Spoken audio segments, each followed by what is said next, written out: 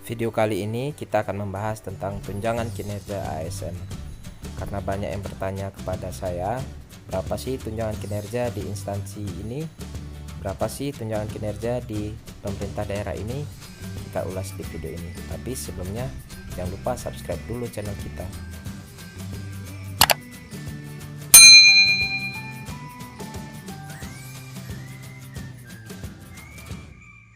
Langkah pertama, kalian buka google.com. Kemudian bisa kalian ketikkan peraturan presiden tentang tunjangan kinerja di instansi yang kalian cari. Contoh di sini saya buat Badan Pertanahan Nasional. Jadi kalian ketikkan peraturan presiden tentang tunjangan kinerja di Badan Pertanahan Nasional. Nah, di situ banyak pilihan di Google, bisa kalian pilih. Setelah kalian pilih, kalian bisa melihat di peraturan presiden tersebut berapa besaran tunjangan kinerja per kelas jabatan. Di sini kelas jabatan tertinggi adalah kelas 17 dengan nilai rupiah 29.085.000. Sedangkan kelas jabatan terendah adalah kelas jabatan 1 berjumlah 1.968.000. Nah, setiap instansi berbeda, jadi kalian bisa melihat di Google, mencari di Google peraturan presiden tentang tunjangan kinerja di instansi yang kalian lamar. Nah, ini kebetulan saya contohkan Badan Pertanahan Nasional. Kemudian dari mana kita mengetahui jabatan yang kita lamar itu kelas berapa? Nah, kalian bisa buka Google kembali, kemudian kalian buat peraturan kepala BPN tentang kelas jabatan. Jadi kalau kalian melamar di BPN, itulah kata kuncinya. Kalau kalian melamar di kementerian lain, kalian tinggal ganti BPN-nya dengan kementerian yang kalian lamar. Nah, di sini ada pilihannya.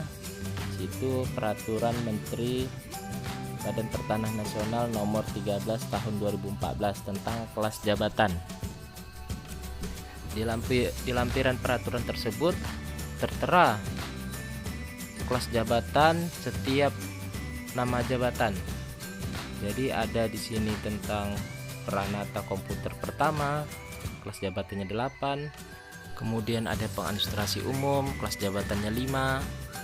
Kemudian ada ini kepala subseksi. Nah, ini untuk struktural ya. Kemudian ada di situ analis organisasi, kelas jabatan 7. Sekarang saya akan memberitahu bagaimana cara memilih jabatan yang kita lamar itu kelas jabatannya lebih tinggi. Di sini kita akan melihat CPNS Badan Pertanahan Nasional. Akan membandingkan analis organisasi dan ahli pertama Pranata Komputer. Saya lihat sebelumnya bahwa pendidikannya itu sama-sama sarjana teknik informatika atau sarjana komputer, namun bisa melamar ke Pranata Komputer atau ke analis organisasi. Kita lihat kembali. Untuk analis organisasi itu kelas jabatannya kelas jabatan 7. Kemudian analis organisasi ini kita lihat pendidikannya yang dibutuhkan di CPNS BPN itu analis organisasi itu pendidikannya sarjana sistem informasi, S1 sistem komputer, teknik informatika dan ilmu komputer serta ilmu hukum.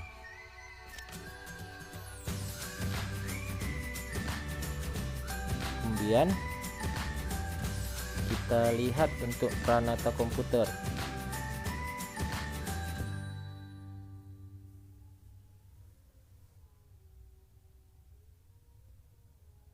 Ahli pertama Pranata Komputer itu dibutuhkan 6 orang.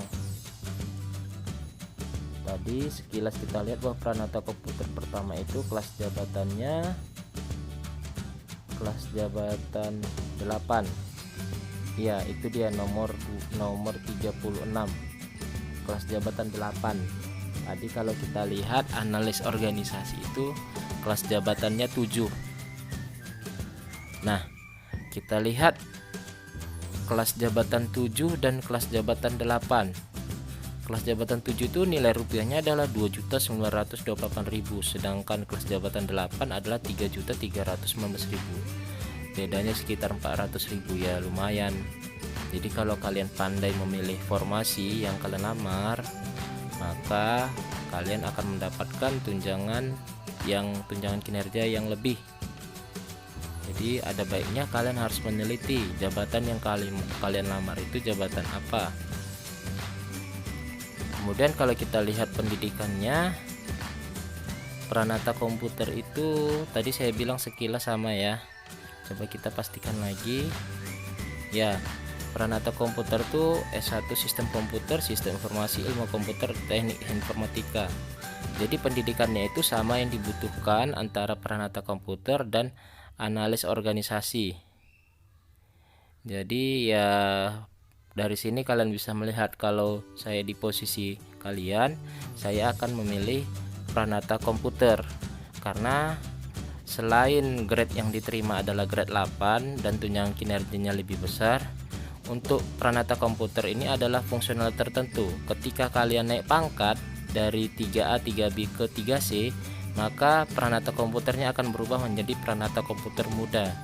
Nah, Pranata Komputer Muda itu tunjangan kinerjanya kelas jabatan 9. Jadi kalian akan menerima, jika kalian Pranata Komputer Muda itu 3.781.000. Jadi setiap naik pangkat dia akan naik kelas jabatan untuk fungsional tertentu. Nah, bagaimana tunjangan kinerja di pemerintah daerah? Nah, di sini saya contohkan tentang tunjangan kinerja atau tambahan penghasilan di DKI Jakarta. Kalian tinggal mengetikkan di Google Peraturan Gubernur DKI Jakarta tentang tambahan penghasilan. Nah, muncul di sini halamannya, bisa diunduh. Pergub DKI nomor 19 tahun 2020 diunduh. Nah, ini dia tentang tambahan penghasilan pegawai. Biasanya nominalnya itu di halaman terakhir ya, di lampiran. Nah, kita lihat kalau pemerintah DKI Jakarta ini menurut saya untuk pemerintah daerah adalah tunjangan tambahan penghasilan yang terbesar, karena setingkat lurah saja itu nilainya sudah 27 juta ya, 27 juta sebut. Jadi saran saya, sebelum kalian melamar formasi di instansi tersebut, kalian harus memilih jabatan yang kalian lamar itu kelas jabatan apa, apakah fungsional umum atau fungsional tertentu.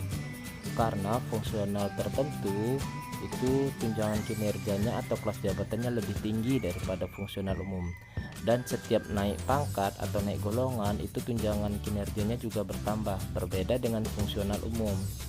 Tadi saya contohkan di Badan Pertanahan Nasional ada analis organisasi dan Pranata Komputer. Di situ saja ada perbedaan kelas jabatan, maka kalian harus lebih teliti dalam melamar CPNS. Oke, itu saja video kali ini. Saya ucapkan terima kasih.